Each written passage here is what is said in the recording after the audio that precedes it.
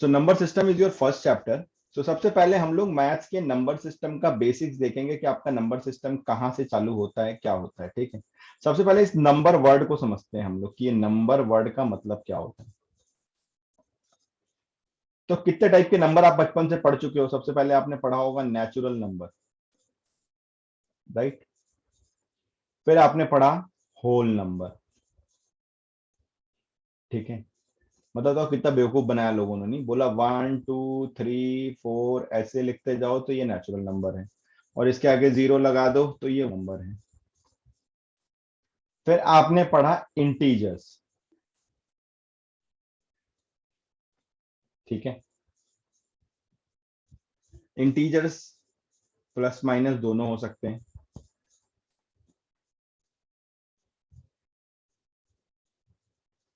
फिर आपने क्या पढ़ा? Rationals. What do we mean by rationals? Any number which can be represented in P by Q format where Q is not equal to 0. ठीक है, plus minus 1/2, plus minus 1/3, ठीक है, plus minus 2/5, ये सब आपके रैशनल्स हैं। फिर आपने पढ़ा इरैशनल, ये अभी पढ़ा होगा 9th में, स्कूल वालों ने पढ़ाया होगा। What do we mean by irrational number? चलो मेरे को एक एक की डेफिनेशन बताओ। नेचुरल नंबर की क्या डेफिनेशन है?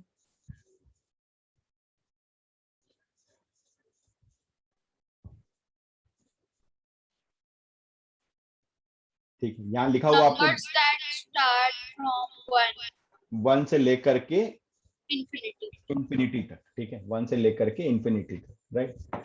होल नंबर की क्या डेफिनेशन है? कि जिसमें हमने जीरो और एड ऑन कर दिया। What we mean by integers which are having a perfect integral value, right. Plus minus 1, plus minus 2, plus minus 3, plus minus 4, these are integers. What do we mean by rationals? ये इसकी definition ही है कि any number which can be represented in p by q format.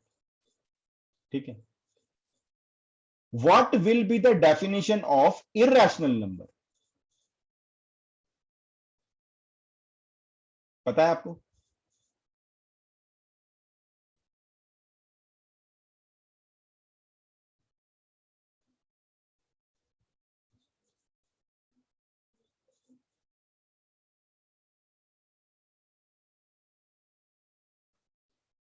Irrational number की definition क्या है? कौन बताएगा मेरे को? ध्रुव बताओगे बेटा, बताओ। So numbers which cannot be written by in p by q form. ना, बहुत बड़ी गलतफहमी, गलती हो जाती है कई बार हमसे। Sometimes we make such kind of mistake.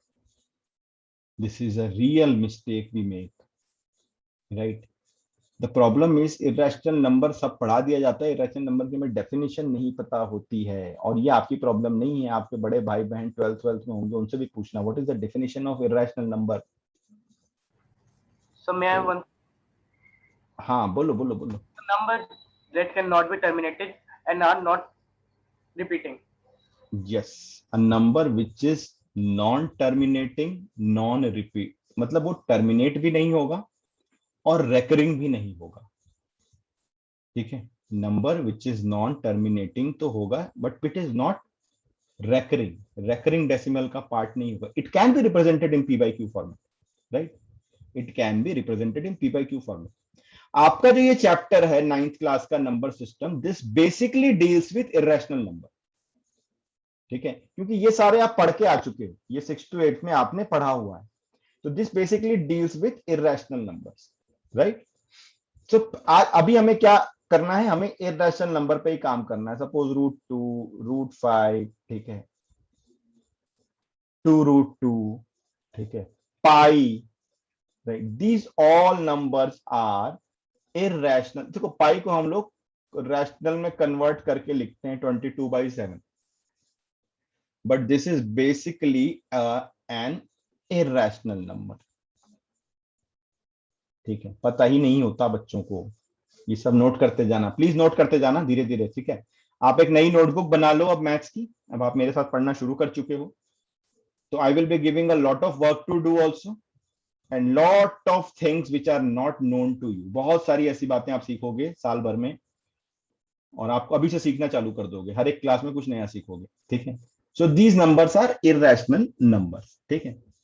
अब सबसे पहली चीज ये है कि what is the best way of representation of this number, ठीक है। इसको हम बोलते हैं नंबर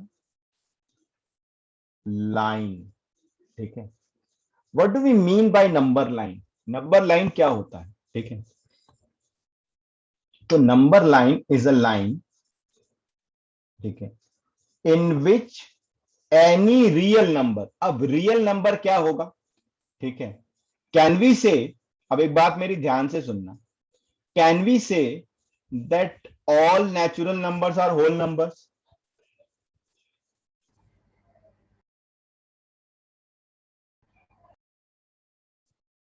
Yes, sir. हम लोग बोल सकते हैं कि सारे नेचुरल नंबर होल नंबर होते हैं, सारे नेचुरल नंबर होल नंबर का पार्ट होंगे, क्या बोल सकते हैं हम लोग? Yes, sir. Yes, sir. Can we say कि all whole numbers will be the part of integers? Yes, sir. Yes, sir. Okay. Can we say all integers are the part of rationals? Yes, sir. And can we say all rationals are the part of irrational? No, sir. Yes sir. क्यों no sir?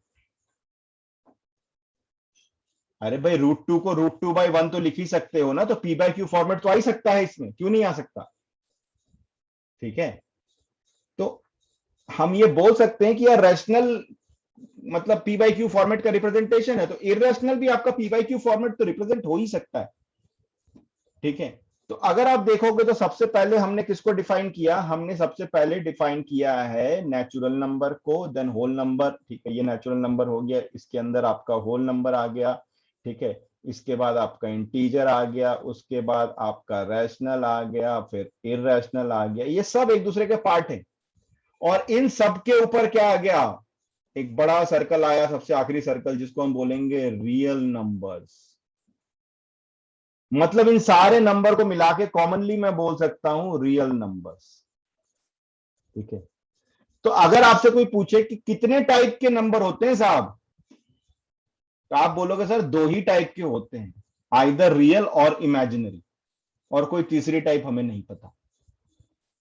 तो आपका teacher आप पे हंसेगा, बोलेगा अरे तुम्हें नहीं पता नेचुरल नंबर होता है, तो तुम्हें बोलना पड़ेगा कि सर वो रियल नंबर का पार्ट है। तुमसे टीचर पूछेगा अरे होल नंबर, सर वो भी रियल नंबर का पार्ट है। फिर तुम्हारा टीचर पूछेगा अच्छा ठीक है, तो ये बताओ what is the difference between real number and imaginary number?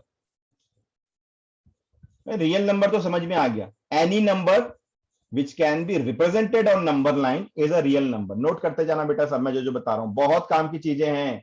Sometimes the student of 11th and 12th also do not know these things, and these things are going to be used till class 11th and 12th। अगर आप maths को अपना part बनाओगे, और वो आप बनाओगे, क्योंकि अगर आप साल भर मेरे साथ पढ़ोगे तो बिना मैथ्स के रह नहीं पाओगे, ठीक है।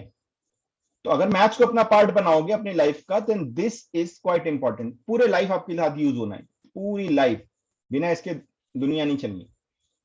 And very well said bye Anish, उसने बहुत अच्छा बोला कि सर अगर यूनिवर्सिटी एडमिशन में जाना है तो बिना मैथ्स के तो बेड़ा पार होना नहीं। अगर आप कॉमर्स की ब्रांच ले लेते हो 11th में जा करके, और सपोज आप डीयू के यूनिवर्सिटी एग्जाम में जाते हो, डीयू में कुछ कोर्सेस ऐसे हैं जो यूनिवर्सिटी मतलब जिसका एंट्रेंस होता है, तो उसमें भी मैथ्स आता है। अगर आप फ्यूचर में एमबीए करने जाओगे तो उसका एंट्रेंस एग्जाम दोगे, उसमें भी मैथ्स आता है। अगर आप बैंक में नौकरी करना चाहते हो पोस्ट पे, तो उसका एग्जाम दोगे तो उसमें भी मैथ्स आता है, ठीक है। तो मैथ्स से तो सामना पड़ेगा ही पड़ेगा। तो बोलते हैं ना कि यार जिस चीज से डर लग रहा हो सबसे पहले उसे गले लगा लो, तो लाइफ आसान हो जाती है। तो मैं वही काम करूंगा। तो आपका रियल नंबर की डेफिनेशन क्या होगी? रियल नंबर का मतलब क्या हो गया? अगर आपसे कोई पूछे व्हाट इज रियल नंबर, ठीक है, विच can be represented in a number line, on a number line, ठीक है। अब यार नंबर लाइन क्या होता है? ये कौन सी नई लाइन? लाइन भी है नंबर भी है। लाइन तो ज्योमेट्री में पढ़ते थे, तो उसमें नंबर कहां से घुस गया? तो लाइन भी है, नंबर भी है, नंबर लाइन, क्या मतलब हुआ इसका? सर बोलते जाओ बोलते जाओ। Sir line filled with numbers. Why should I fill line with numbers? Sir what? Why should I fill line with numbers? देखो क्या होता है कि आपकी जिंदगी बहुत आसान थी जब तक आप क्लास 5th या 6th में थे, ठीक है? तब तक ना मैथ्स का मतलब होता था नंबर, है ना? प्लस करो, माइनस करो, मल्टीप्लाई करो, डिवाइड करो, वर्ड प्रॉब्लम करो, सब में नंबर्स होते थे। अचानक से एक तूफानी रात आई और मैथ्स के अंदर एक्स वाई जेड घुस गया, नहीं एल्जेब्रिक एक्सप्रेशंस घुस गए जो परेशान करने लगे। गलत कह रहा हूं तो बताओ, सही कह रहा हूं कि नहीं कह रहा हूं अनीश? है ना? यस सर, सही कह रहे हो। मैथ्स की डिफिकल्टी उसी दिन बढ़ी जिस दिन ये एक्स वाई जेड घुस गया, समझ में नहीं आया कि अंग्रेजी पढ़ रहे हैं कि मैथ्स पढ़ रहे हैं। उसके बाद किसी ने बोला कि साहब ये तो वेरिएबल है एक्स वाई जेड। आपने बोला ले, बचपन से सिखाया गया नंबर फिक्स होते हैं, मैथ्स फिक्स होती है, एक ही चीज ऐसी लग रही थी फिक्स है, आके अचानक से किसी ने बोल दिया जी मैथ्स में भी वेरिएबल होते हैं, है ना? आपको किसी ने अचानक एक दिन इक्वेशन सॉल्व करने दे दिया, x plus 2 is equal to 3 है, तो बताओ x की वैल्यू क्या होती है? अभी तो आपके लिए बहुत आसान है ये चीज, लेकिन जब आप पहली बार पढ़ रहे थे आप बोले ले बताओ यार एक्स वाई जेड कहां मैथ्स में आ गया, राइट? तो आप तब भी आप सुकून से थे। ये चीज मेरे ख्याल से 6th क्लास में चालू होती, ठीक है? After very long time I am teaching class 9 because मेरी टीम ने मेरे को बोला नहीं सर आप ही पढ़ाओगे इन बच्चों को, otherwise I only take classes for JEE, ठीक है? तो बड़े उन्होंने मेरे को बोला नहीं सर आप इन बच्चों को पढ़ाओगे, इनको मैथ्स में इंटरेस्ट इनका जगाना है। तो बड़े दिनों बाद पढ़ा रहा हूँ तो मैं सिलेबस 6th का भूल गया। तो मेरे ख्याल से ये सब 6th में चालू हुआ था, राइट? पहली बार अलजेब्रा आपकी जिंदगी में घुसा था 6th क्लास में, X Y Yes Z. sir. Yes sir, yes sir. अब यहां तक भी मामला ठीक था, आप इसे भी बर्दाश्त कर गए, ये भी दुख आप अपनी जिंदगी में झेल गए। फिर अचानक से कोई दूसरा आगे 1 साल और आगे बढ़े 2 साल, तो किसी ने बोला कि sir y is equal to x plus 2। बोले साहब 2 वेरिएबल भी हो सकते हैं। तब आपकी परेशानी और बढ़ गई, बोले अरे ये क्या बदतमीजी है बताओ, हैं? हमने तो कहावत सुनी थी कि एक ही उल्लू काफी है बर्बाद गुलिस्तां करने को, और मैथ्स में तो साला हर शाख पे उल्लू बैठा है, अंजाम गुलिस्तां क्या होगा बताओ? मतलब हर साल में तुम कुछ नई चीज घुसा दे रहे हो। तो किसी ने तरीका बताया कि बोले आपको कुछ नहीं करना है, अब एक्स की वैल्यूज को पुट करो यहाँ पे, ठीक है? आप एक्स की वैल्यू को पुट करो, आपको वाई की वैल्यू मिलती जाएगी। सपोज करो मैंने एक्स की वैल्यू को 1 रखा, तो वाई की वैल्यू कितनी हो जाएगी? So 3, 3। एक्स की वैल्यू को 2 रखा तो वाई की वैल्यू कितनी हो जाएगी? 4. 4। ठीक है, अब आपने ना एक ग्राफ पेपर उठाया और 2 एक्सिस बना दिए, एक एक्स एक्सिस बना दिया, एक वाई एक्सिस बना दिया, और एक्स एक्सिस पे आप एक्स की वैल्यू को प्लॉट करने लगे। बोले साहब ये 1 हो गया, 2 हो गया, 3 हो गया, 4 हो गया। फिर वाई पे भी आपने ऐसे प्लॉट किया, 1 हो गया, 2 हो गया, 3 हो गया, 4 हो गया।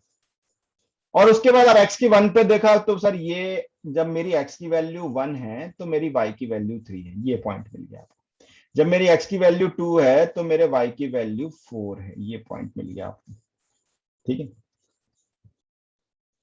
अब आपको वेरिएबल का मतलब समझ में आया जिंदगी में पहली बार, कि अगर मेरे एक इक्वेशन में 2 वेरिएबल हैं, यानी कि y is equal to x plus 2 है, तो एक की वैल्यू रखो तो दूसरे की मिल जाती है। जिसकी वैल्यू हम रखते हैं उसको बोलते हैं इंडिपेंडेंट वेरिएबल, और जिसकी वैल्यू हमें मिल जाती है उसे हम बोलते हैं डिपेंडेंट वेरिएबल, राइट? नोट करते जाना बेटा सब, हम लोग ऐसी कहानियां सुनते सुनते मैथ सीखेंगे साल भर और बड़े अच्छे से सीखेंगे, सब क्वेश्चन बनेंगे कंपटीशन तक के भी आपसे।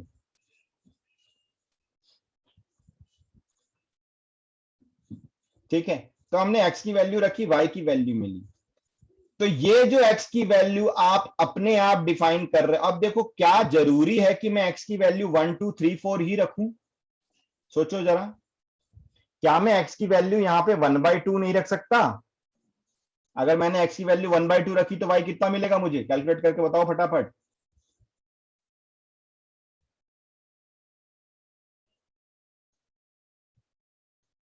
Sir, 2/2. 2.5। Sir, 2.5. 2.5 ठीक है। यानी अगर मैंने x की वैल्यू वेरिएबल रखी, कुछ भी रख सकता हूं x की वैल्यू में, चाहूं तो मैं इंटीजर रखूं, चाहूं तो मैं रैशनल रखूं, चाहूं मैं इरेशनल रखूं, कुछ भी रख सकता हूं। यानी x can be any real number, और this x is nothing but this x axis, and this x axis is nothing but a number line. Number line कुछ भी नहीं है, यही आपकी x एक्सिस है जिसको हम नंबर लाइन बोलते हैं। A line filled with numbers. तो मैंने आपसे सवाल क्या पूछा था? Why do I need to fill a numbers on line? तो इसका जवाब क्या होगा? Because we have to represent the values of a variable which correspondingly will give the value of another variable. यानी x की वैल्यू में रखता हूं तो मुझे y की वैल्यू मिलती। तो एक लाइन के ऊपर मैंने इक्वल इंटरवल्स पे कुछ नंबर्स लिखे, उसे मैंने क्या बोला? नंबर लाइन बोला। नंबर लाइन कुछ भी नहीं है, क्या है? आपकी एक्स एक्सिस है। ठीक है, नोट करते जाना साथ साथ में। ठीक है, अब हम लोग सबसे पहली चीज क्या देखते हैं यहां पे? अब हम लोग सबसे पहली चीज हम लोग क्या देखते हैं कि हमें यह देखना है कि how a number can be represented on a number line. ठीक है, representation of a number on a number line। ठीक है, तो सबसे पहले हमने एक एक्स एक्सिस बना ली, यहां पे हमने 0 लिया, फिर हमने स्केल लेकर के इक्वल इंटरवल पे 1-1 सेंटीमीटर पे हमने पॉइंट काट दिए। जब 0 से हम लोग आगे बढ़े तो हम क्या बोले? हमारा नंबर हमेशा इंक्रीज होगा। और जब हम 0 से पीछे आए लेफ्ट हैंड साइड में तो हम क्या बोले? नंबर हमारा डिक्रीज होगा। ठीक है, अच्छा आपने कभी सोचा कि why do we represent negative number? क्या जरूरत है?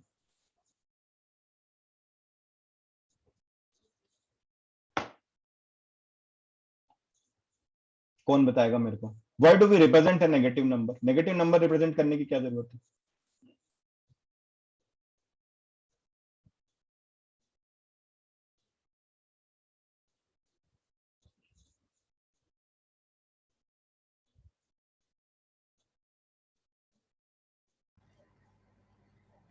Sir, जितना पॉजिटिव नंबर्स की रिक्वायरमेंट होती है उतनी नेगेटिव की भी होगी।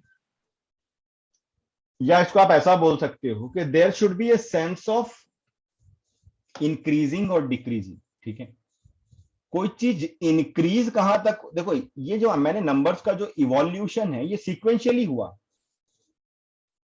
ऐसा नहीं कि आपको ऐसा पढ़ाया जा रहा है, ऐसे ही पैदा हुए। सबसे पहले लोगों ने 1 2 3 4 ढूंढा, उसके बाद लोगों ने उसमें 0 को इंक्लूड किया। ठीक है, who was the inventor of 0? Aryabhata.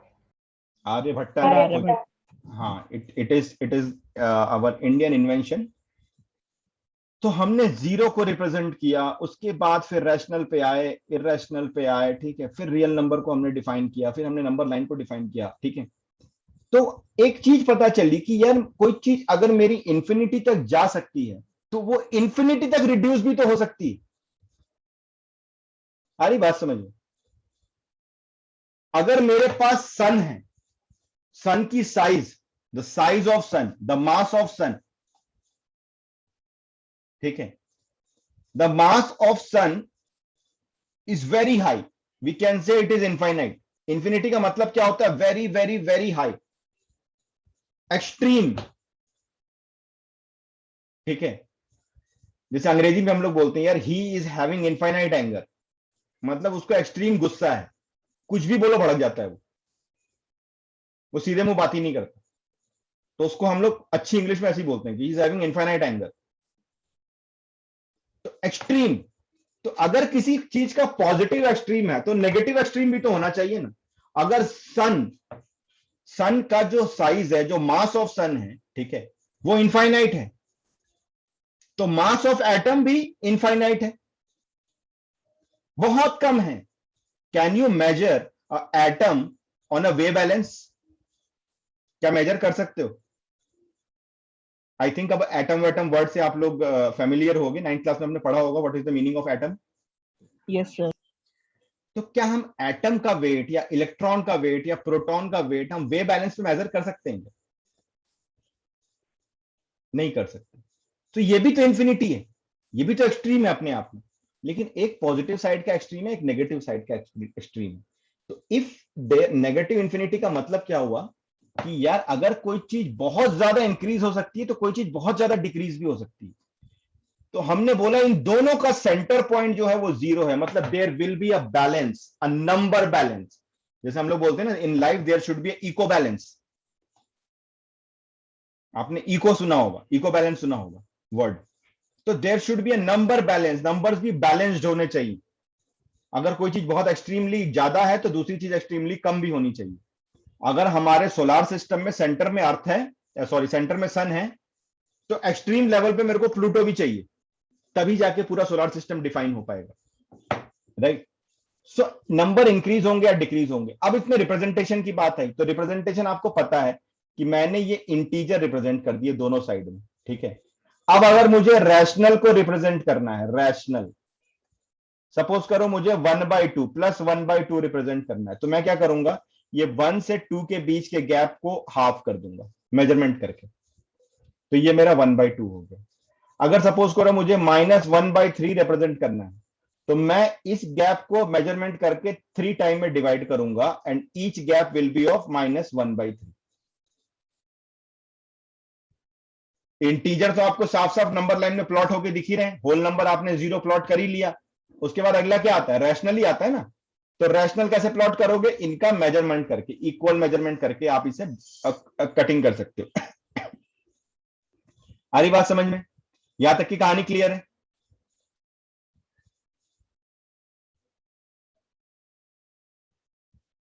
Is this story clear to all of you?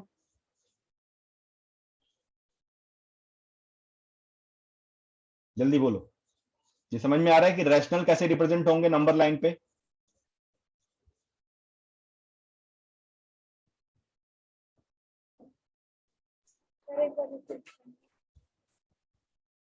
Hand raise करके बताओ, रैशनल का रिप्रेजेंटेशन समझ में आ रहा है? ठीक है, हमें कुछ नहीं करना, आपने मेजर करके बनाया है ना इसको, आपने 0 से 1 मेजर किया है ना, तो उसका 1/3 मेजर नहीं कर सकते। आपने नंबर लाइन पे प्लॉट किया होगा लास्ट ईयर में, रैशनल किया है नहीं किया है? कितने लोगों ने किया है? फटाफट से हैंड रेस करो। हाँ, कैसे कैसे किया था? 1/2 कैसे रिप्रेजेंट करेंगे, जल्दी बताओ मेरे को।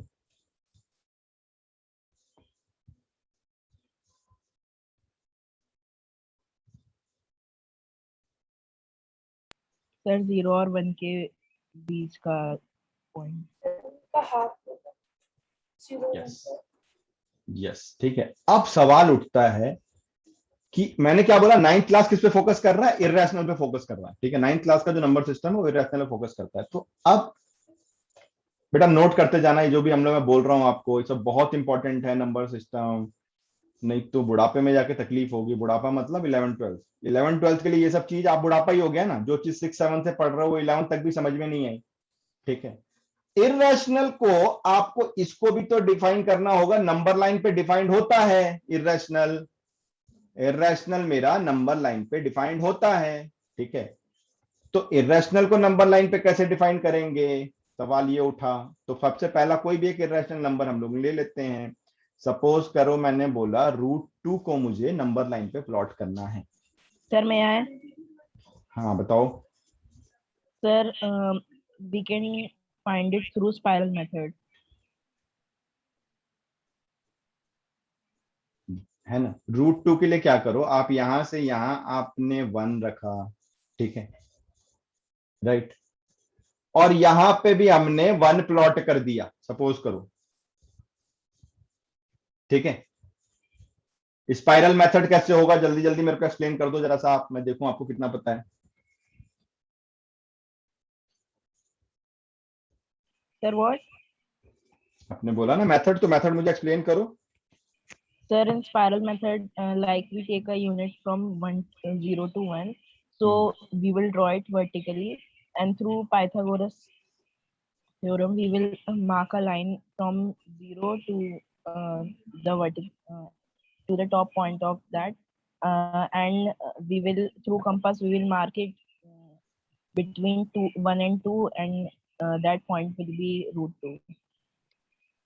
हाँ, अब चलो देखो, अब इस रटे रटाई मेथड को थोड़ा सा हम लोग क्या करेंगे, एक्सप्लेन करने की कोशिश करेंगे। सबसे पहले मैंने क्या किया, 0 से 1 मार्क किया, एक्स एक्सिस पे मैंने इस नंबर लाइन पे 1 को मार्क किया, फिर इस 1 पे मैंने परपेंडिकुलर ड्रॉप किया 1 यूनिट का, ठीक है, यहां से मैंने 1 यूनिट और प्लॉट किया, फिर मैंने इस लाइन को ऐसे मिला दिया, ठीक है।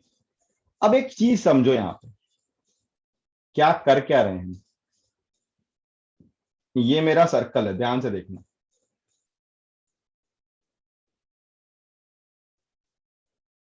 अब देखो ये 1 मैंने मार्क किया, ठीक है, सपोज करो ये मैंने 1 मार्क किया, ये मैंने 1 मार्क किया, ये 1 मार्क किया, जब मैं इसे सेंटर से मिला रहा हूं तो रेडियस मिल रहा है। Are you getting my point?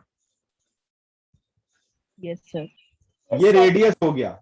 अब जब आप इसे राउंडर लेकर के इस रेडियस से इस सर्कल को ड्रॉ करते हो, यही तो करते हो ना, तो यहां से आपने सर्कल ड्रॉ किया, जहां पे ये एक्स एक्सिस को कट करेगा तो ये भी रेडियस के बराबर हो जाएगा, राइट? समझ में आ रही बात? Yes, sir.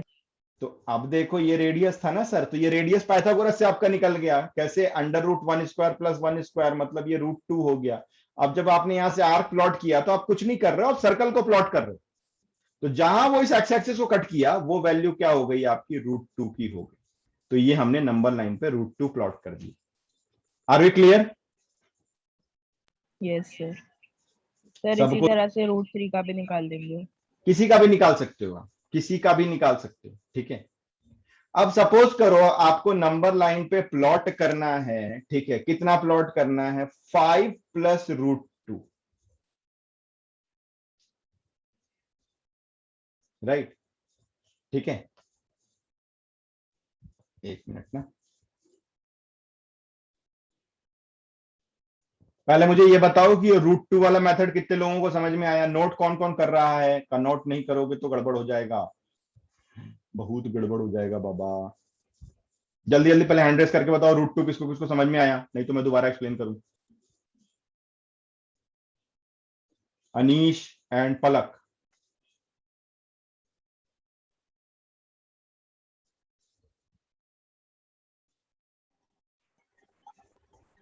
सर मैं नोट कर रहा हूँ, मेरा ना इंटरनेट थोड़ा सा खराब है, इस वजह से मैं वो हैंड रेज नहीं कर पाता कभी कभार। कोई बात नहीं, समझ में आया आपको? Yes sir. तो अब सपोज करो हमें √3 प्लॉट करना है नंबर लाइन पे, चलो एक एक स्टेप करके बढ़ते हैं, ठीक है। हमें √3 प्लॉट करना है, कैसे प्लॉट करेंगे √3? 0 1 2 है ना, 3, कैसे प्लॉट करें बताओ √3? Sir done. 1 यूनिट लिया, 1 के ऊपर परपेंडिकुलर हाइट कितनी लेंगे हम लोग? Sir the distance between 1 and 0। नहीं, देखो 1 के ऊपर हमने 1 लिया, समझो बात को, समझो बात को, और मैंने इसे मिलाया, राइट, बात समझना ध्यान से। 1 के ऊपर मैंने 1 लिया तो √1² + 1² मुझे कितना मिल गया, √2 मिल गया। फिर मैंने यहां से ऐसा करके एक आर्क काटा तो मुझे ये √2 का डिस्टेंस मिल गया, ठीक है। अब इस √2 पे मैंने अगेन 1 यूनिट प्लॉट किया, √2 तो नोन है ना मेरे को, ये डिस्टेंस √2 मुझे पता है, अब ये डिस्टेंस √2 है, इस पे मैंने 1 यूनिट प्लॉट किया और मैंने ये रेडियस ऐसा मिला दिया, ठीक है। तो देखो क्या हो गया, अब पाइथागोरस लगाओगे तो ट्रायंगल कुछ आपका ऐसा बन रहा है, ये डिस्टेंस √2 है, ये 1 है। अब पाइथागोरस लगाओगे तो क्या हो जाएगा, ये डिस्टेंस कितना हो जाएगा, √2 का स्क्वायर + 1 का स्क्वायर, ठीक है, राइट। तो ये का पूरे का अंडर रूट, यही होगा ना। तो 2 का रूट 2 का स्क्वायर 2 प्लस 1 मतलब ये √3 हो गया। तो अब अगर यहां से फिर आप सर्कल का आर्क काटोगे तो कितना मिलेगा आपको नया डिस्टेंस? √3 के बराबर मिलेगा। Are we clear? Yes, sir. ठीक है, सबको समझ में आ रहा है क्या? हैंड रेस करोगे जल्दी जल्दी से।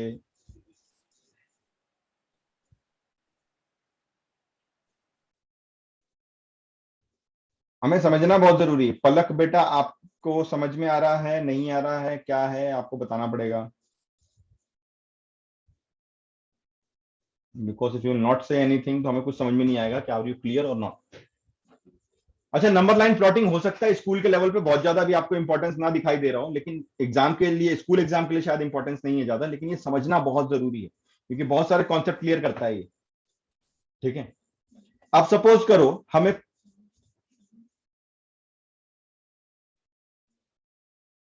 प्लॉट करना है आपका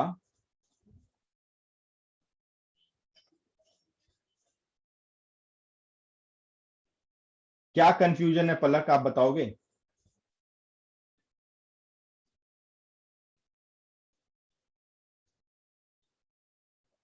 देखो ये क्लास हमने सीखने के लिए करी है, ठीक है, बस अदरवाइज तो आपको स्कूल आपका पढ़ा ही रहा है, आपको एक्स्ट्रा क्लासेस की जरूरत क्यों? मैंने पहले भी बोला था डेमो वाले दिन कि हम लोग यहाँ पे बहुत डिटेल में जाएंगे, चीजों घुस घुस के निकालेंगे, और पूरे 9th में कुल मिला के 3-4 ही चैप्टर हैं, ठीक है, जिसमें आपको बहुत डिटेल में जाना है। तो आप सिलेबस की टेंशन मत लो, सिलेबस आपका नवंबर दिसंबर फर्स्ट वीक तक में मैं कंप्लीट कराऊंगा, बिल्कुल डिटेल में जा जाके, उसकी आप टेंशन छोड़ दो। अभी तो जस्ट ये वीक चालू हो रहा है, नेक्स्ट Sir, वीक से आपकी नंबर ऑफ क्लासेस भी बढ़ेगी। तो पहले नहीं, पहले पलक की सुनेंगे, पलक से हम लोग सुनेंगे कि क्या प्रॉब्लम है उससे। सर वो जो आर्क हो रहे हैं उनमें थोड़ी कंफ्यूजन हो रही है। सर्कल बनाना है बेटा, कुछ नहीं करना है। देखो जैसे √2 प्लॉट करना है, एक एक करके मैं फिर से समझाता हूँ।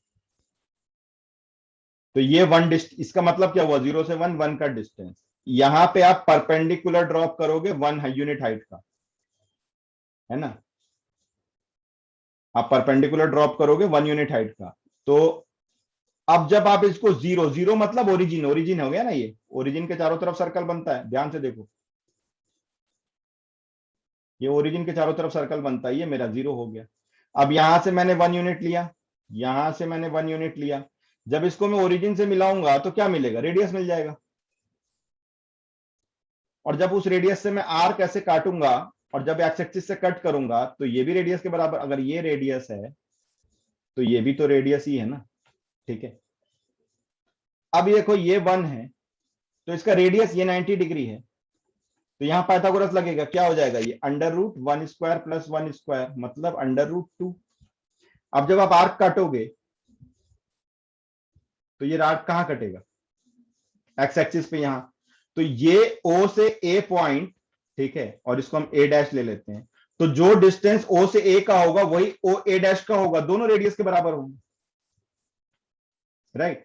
तो इसका मतलब अगर ये √2 है तो ये भी √2 है।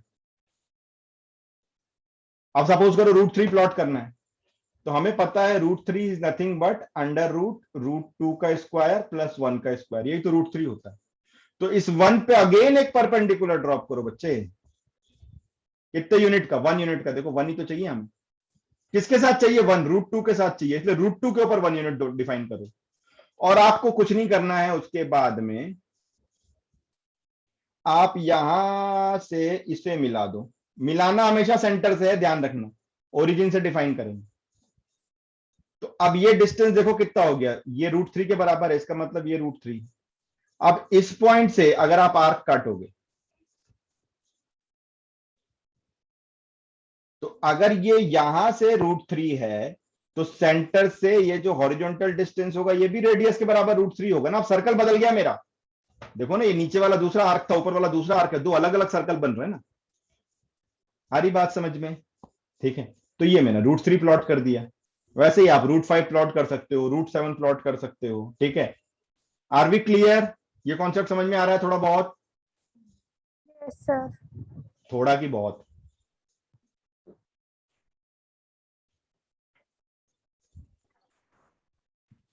सर समझ आ रहा है ये अभी क्या हुआ इसके अंदर।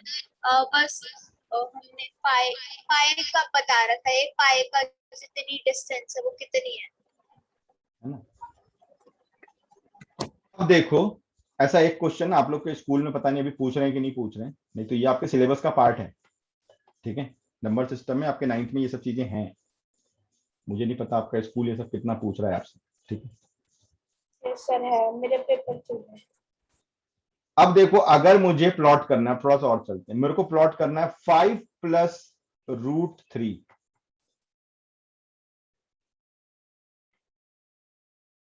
तो अपना सेंटर शिफ्ट कर दो। कहां पे शिफ्ट कर दो? 5 पे शिफ्ट कर दो। 0 1 2 3 4 5। अब 5 तक तो हम पहुंच गए।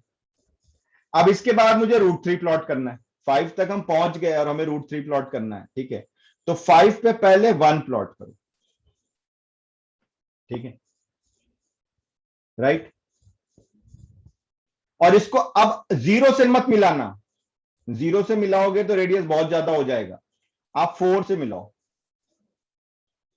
तो ये भी 1 है, यहां से यहां ये 1 है, यहां से यहां ये 1 है, तो ये कितना हो गया? √2।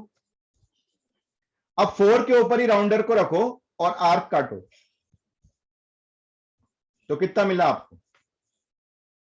4 से ये डिस्टेंस √2 के बराबर मिली। अब यहां पे आप एक और 1 यूनिट का खींचो, किसके ऊपर? √2 के ऊपर, और इसे आप मिलाओगे 4 से, और अगेन एक आर्क खींचो, तो 4 से ये यूनिट कितनी मिली? √3 मिली, ठीक है। तो क्या ये सही है?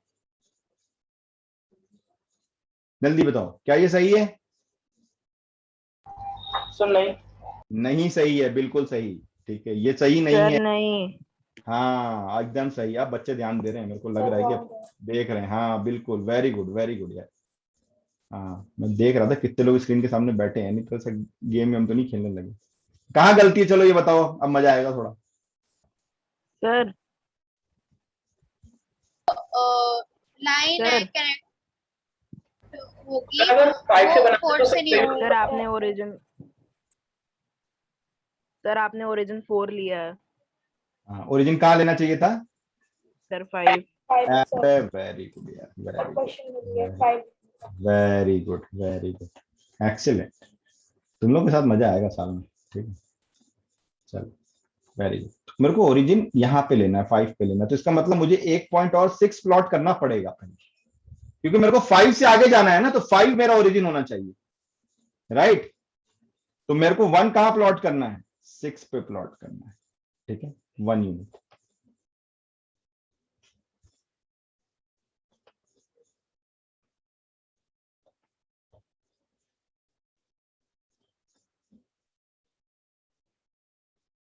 अब इसे मिलाओ, तो अब ये हुआ आपका √2, है ना, ये 1 ये 1, तो ये √2।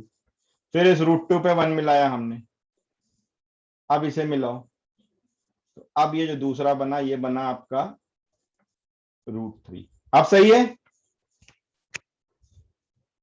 यस यस अब सर, अब ठीक है। तो ये वाला जो पॉइंट आया कहां से? 0 से। 0 से जो मुझे ये ए पॉइंट मिलेगा, ये कितना मिलेगा? 5 प्लस √3 मिलेगा। Are we clear with this?